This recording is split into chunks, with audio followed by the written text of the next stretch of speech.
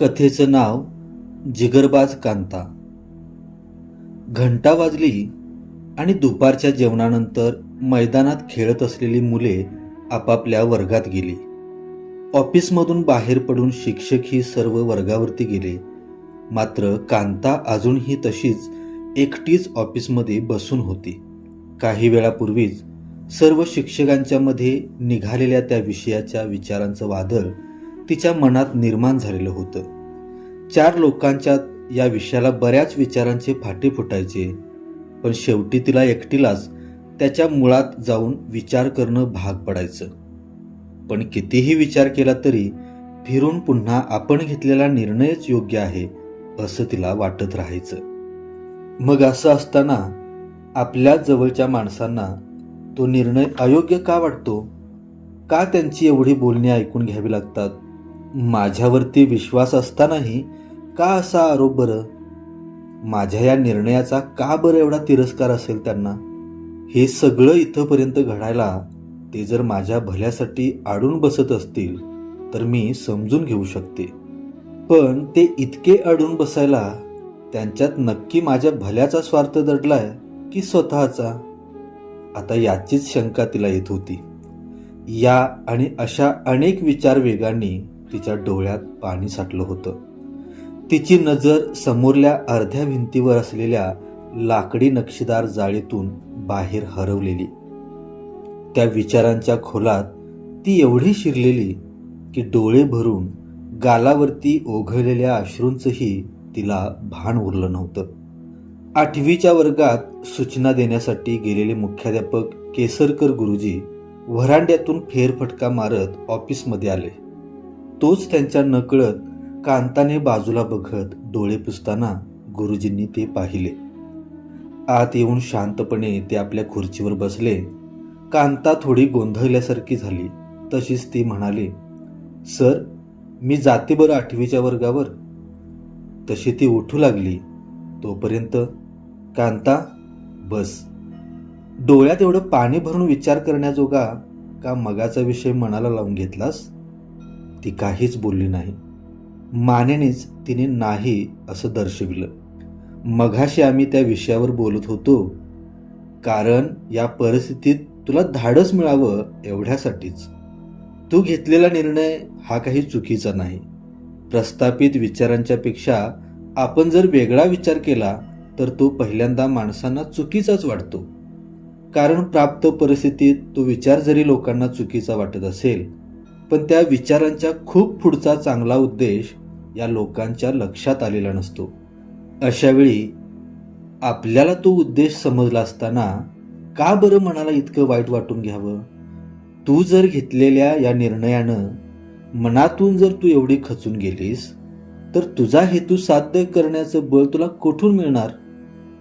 खरं तर पुढे होऊन हा संघर्ष तू पेलला पाहिजेस. मग आम्ही तर तुला साथ देण्यासाठी तयारच आहोत. मुख्याध्यापक असं कांताला म्हणाले. सर, सगळं काही बरोबर आहे, पण माझ्यामुळेच एवढे प्रश्न निर्माण झालेत की आता वाटतं मीच संपले ना तर सुटतील बरं सगळे. असं बोलताना कांताचे डोळे पुन्हा एकदा भरून आले. कांता, असं वेड्यासारखं काय बोलतेस?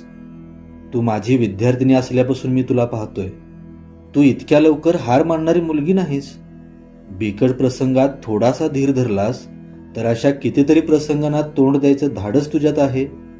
पण संकटात अशी पळवाट शोधण्याचा विचार करणं हे कांता तुला शोभत नाही.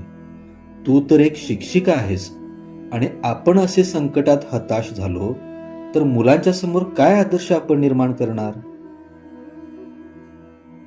मुख्याध्यापक कांताला धीर देत बोलले. सर, मग मी करू तरी काय? आता तरी मनातला राग सोडून अशा मंगल प्रसंगी ज्यांनी जवळ यायला हवं होतं, लांबचे म्हणणारे जवळ येतात. मग माझ्याच बाबतीत अशी जवळची माणसं का दूर जात आहेत? ज्या आई वडिलांच्याकडे पाहून तू हा जो निर्णय घेतला आहेस कांता, मला वाटतं या तुझ्या निर्णया आड येणारी लोक तुझ्या आई वडिलांच्या पेक्षा तरी मोठी नाहीत. त्यांच्या हितामध्ये तुझं हित बघितलंस. अशी फार कमी मुलं असतात जी आई वडिलांच्यासाठी सुख संपत्तीचा त्याग करून साधं जीवन स्वीकारतात. हे बघ कांता, तू जे करते आहेस त्याचा आम्हा साऱ्यांना अभिमान आहे. अशा वेळी आमचे सर्व शिक्षक, हे विद्यार्थी, ही शाळा तुझ्या पाठीशी खंबीरपणे उभे आहे. खरं तर तुम्ही सारे आता माझा आधार आहात सर. ज्यांचा आतापर्यंत आधार वाटत होता त्या लोकांनीच पाठ फिरवली. आई वडिलांच्यासाठी जी गोष्ट मुलगा करतो तीच गोष्ट एखादी मुलगी करू पाहते. याच गोष्टीचं या लोकांना वेगळं वाटतं. हेच आपलं खूप मोठं दुर्दैव आहे. जी मुलगी आपल्या घरासाठी आई वडिलांच्यासाठी पुढं होऊन काही करायला बघते, पण तिला साथ द्यायची सोडून तिला एकटं पाडण्यात या लोकांना जर बरं वाटत असेल, त्यांचा हा एवढा हट्टीपणा माझ्या भल्यासाठी की स्वतःच्या भल्यासाठी, सर मला काहीच कळत नाही. कांता, तू आता कोणाचाही विचार करू नकोस. तू फक्त तुझ्या मनाची तयारी करून घे. ही तर तुझ्यामधल्या सामर्थ्याची आणि विचारांची परीक्षा आहे बघ, एवढं तू विसरू नकोस. तासाची घंटा झाली तशी कांता उठली आणि त्याच विचारांच्या अवस्थेमध्ये तिने आपला वर्ग गाठला. कांताचे आजोबा निवृत्त मुख्याध्यापक. त्यांनी त्यांच्या काळात शाळेजवळची अर्धा एकर जागा शाळेच्या पटांगणासाठी दिली होती आणि त्याच्या बदल्यात शाळेने 4 वर्षापूर्वी कांताला शिक्षिका म्हणून नोकरीवरती घेतले होते. कांता तशी घरंदाज घराण्यातली. घरची 25 एकर शेती, त्यामुळे पहिल्यापासूनच घरची चांगली परिस्थिती. आई वडील, 2 मोठ्या बहिणी, 2 सख्खे चुलते, त्यांची मुलं, आजोबा, अख्ख्या घरचा मोठा गोतावळा.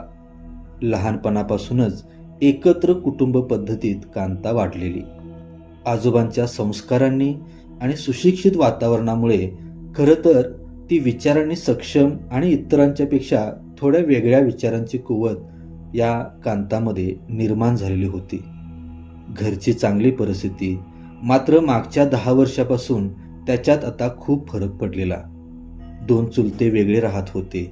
शेतीची वाटणी घेऊन आपापलं शेत बघत होते. कांताचे आजोबा आता अंथरुणाला खिळून होते. तिच्यापेक्षा 2 मोठ्या बहिणींची लग्न होऊन त्यांना मुलंही झाली होती. आई वडील उतार वयाकडे झुकलेले. आता पहिल्यासारखं त्यांना शेतीची कामं फारशी जमत नव्हती. त्या दोघांच्याही बाबतीत सर्वात मोठी कमजोरी म्हणजे त्यांचा साधेपणा. वडील उठ तर उठ आणि बस तर बस, कुणाचं काहीही ऐकायचे, असा वडिलांचा साधा भोळा स्वभाव. आणि आईही तशीच एक मार्गी. शेताच्या कामाशिवाय तिला बाहेरच्या जगातलं कसलंही व्यवहारज्ञान माहिती नव्हतं. आता कांताच घरची करती होती, सगळं शिकलेली. घरच्या शेतीचा एवढा डामडौल बाहेरची 4 माणसं घेऊन एकटी बघायची. पण लग्नाचं वय झालेलं.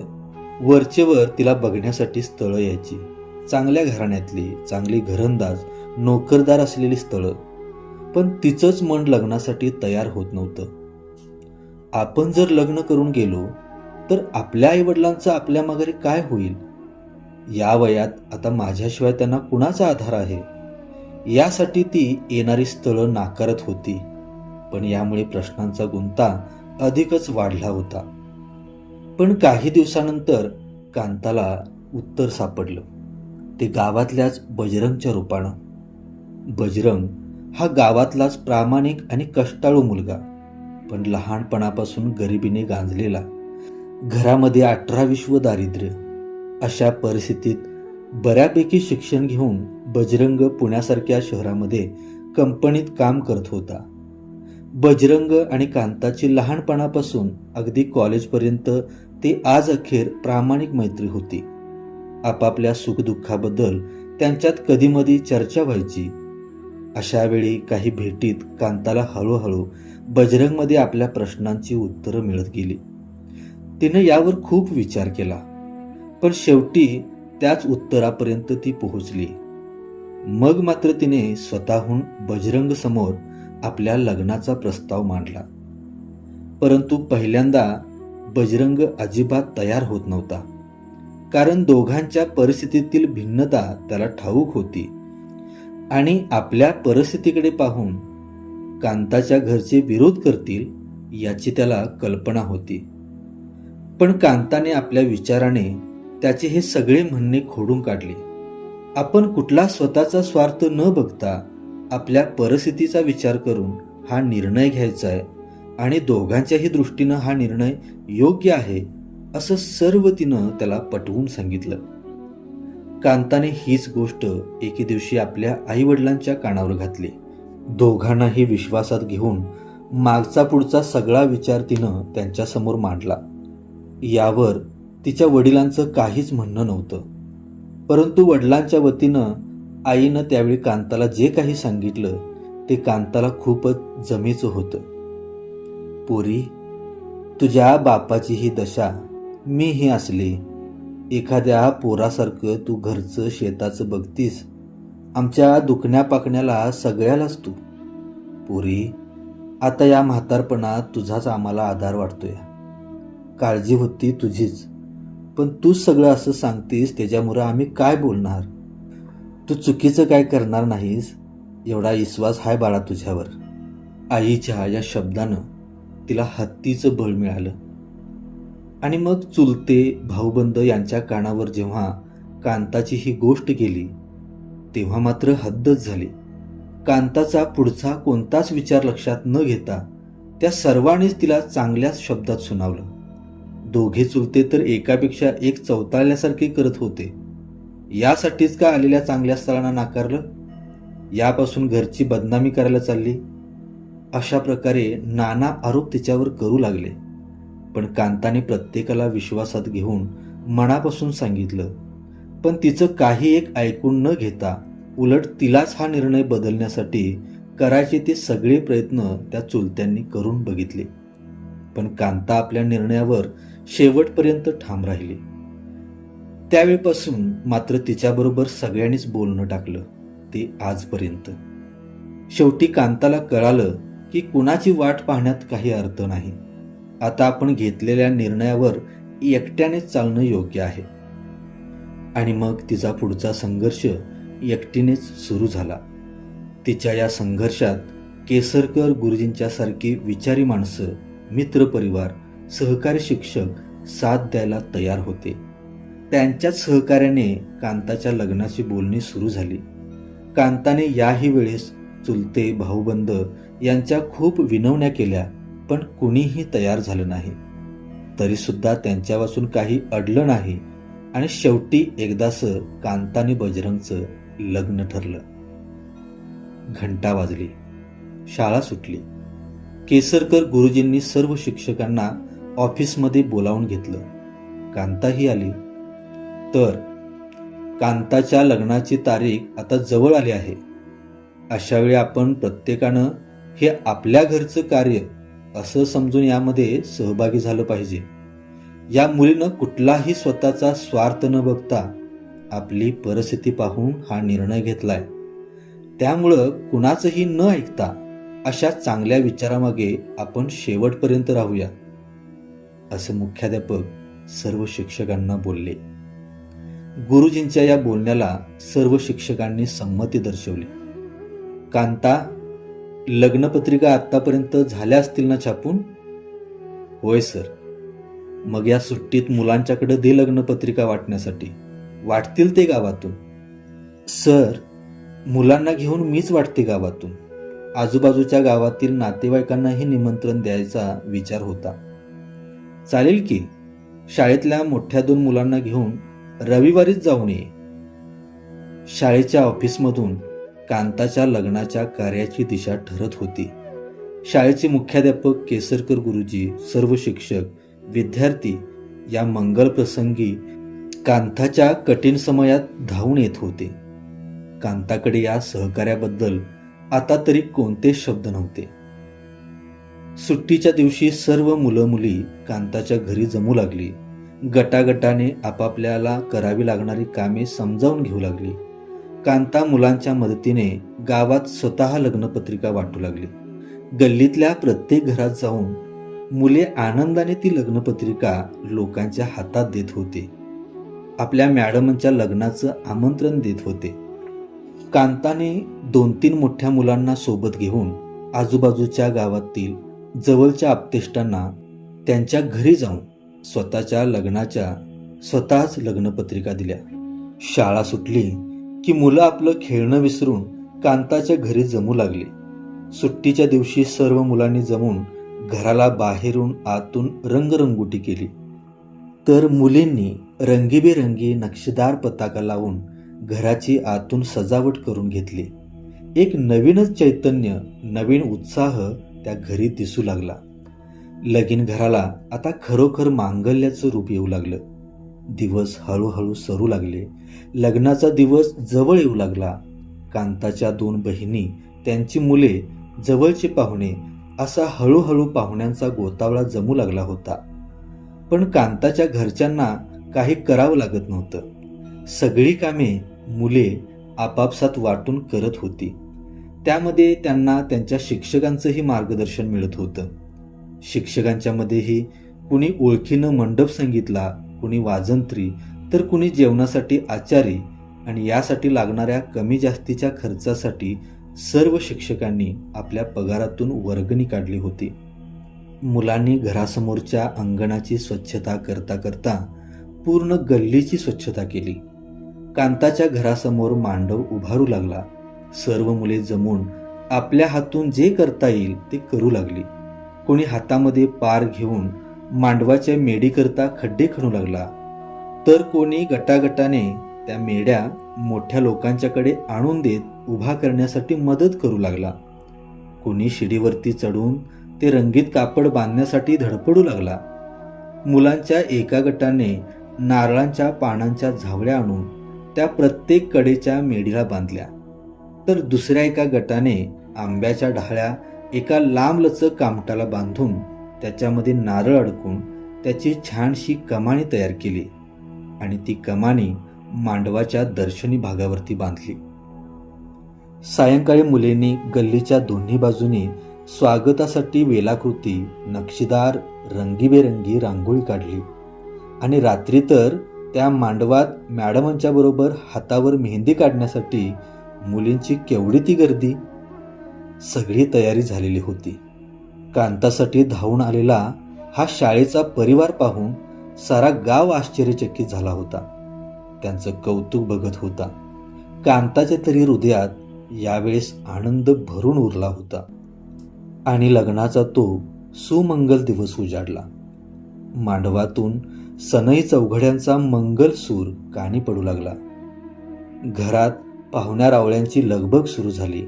मांडवात नवरा नवरीला आंघोळ घालण्यासाठी गल्लीतल्या आयाबाया कळस पूजू लागल्या.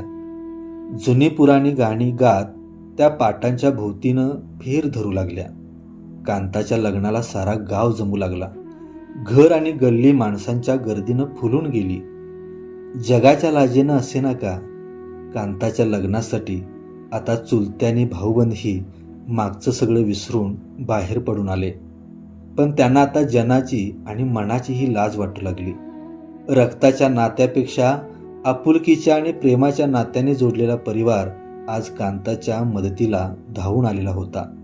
भटजीने म्हटलेल्या शेवटच्या अक्षतेबरोबर नवरा नवरीच्या अंगावर अक्षता पडल्या. दोघांच्या आईवडिलांचे डोळे समाधानानं भरून आले.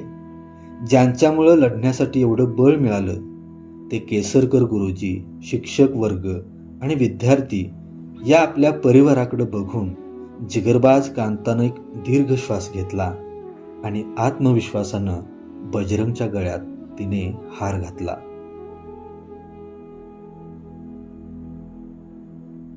तर मंडळी, आपल्याला ही कथा कशी वाटली? आपली प्रतिक्रिया खालील कमेंट बॉक्समध्ये जरूर कळवा आणि माझ्या कथामय या चॅनेलला सबस्क्राईब करायला विसरू नका. धन्यवाद.